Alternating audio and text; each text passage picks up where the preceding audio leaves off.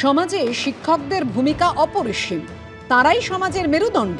তাই শুধু শিক্ষক দিবস নয়, প্রতিটা দিনই তাঁদের সম্মান প্রাপ্য। এই কথা মাথায় রেখে ইন্টারন্যাশনাল ইনস্টিটিউট অফ হোটেল ম্যানেজমেন্টের উদ্যোগে আয়োজন করা হয়েছিল বিশেষ সম্বর্ধনা অনুষ্ঠানে। শনিবার শিলিগুড়ির এক বেসরকারি হোটেলে আয়োজন করা হয় এই অনুষ্ঠান, যেখানে শিলিগুড়ি, জলপাইগুড়ি, সিকিম, দার্জিলিংয়ের বিভিন্ন শিক্ষা প্রতিষ্ঠানের 120 জন শিক্ষক শিক্ষিকাকে সম্মান জানানো হয়।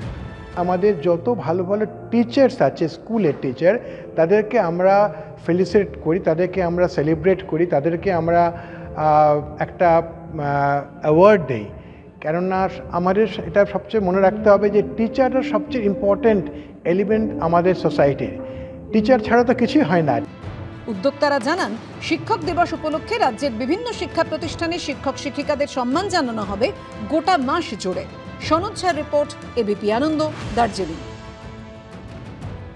14ই আগস্ট শুরু হয়েছিল রাত দখল, এবং সেই 14ই আগস্টের রাতের পর থেকে আমরা দেখছি কলকাতা সহ রাজ্যের বিভিন্ন প্রান্তে সাধারণ নাগরিকরা পথে নামছে রাত দখলের জন্য।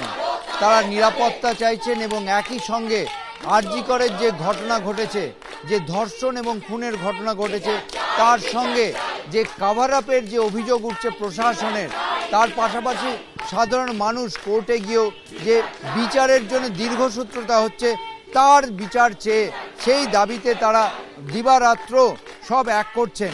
অনেক দিন হয়ে গেছে ব্যাপারটা নিয়ে, 1 মাসের বেশি হতে যায়। আমরা এই বিচার না পেয়ে যাবো না এখান থেকে।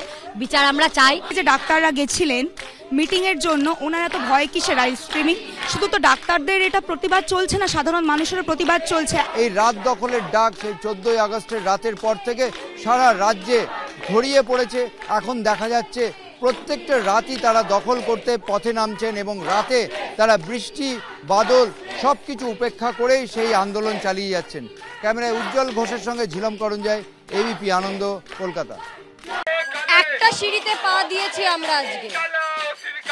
আরজি করের রেপ এবং খুনের মামলায় সন্দীপ ঘোষ অ্যারেস্টেড। এটা কিন্তু জুনিয়র ডাক্তাররা 35 দিন ধরে বলছেন। 35 দিন ধরে বলছে জুনিয়র ডাক্তাররা। সেটা আলটিমেটলি হলো সিবিআই। তার মানে জুনিয়র ডাক্তাররা ভুল নয়, প্রমাণ হলো যে ওরা এতদিন ধরে যা বলছিল ঠিক বলছিল। বাকি সন্দীপ ঘোষরাও আস্তে আস্তে অ্যারেস্টেড হবে। ছড়িয়ে আছে চারিদিকে সন্দীপ ঘোষ, তারাও অ্যারেস্টেড হবে, এবং জুনিয়র ডাক্তাররা এই মিটিংয়ের জন্য অপেক্ষা করবে।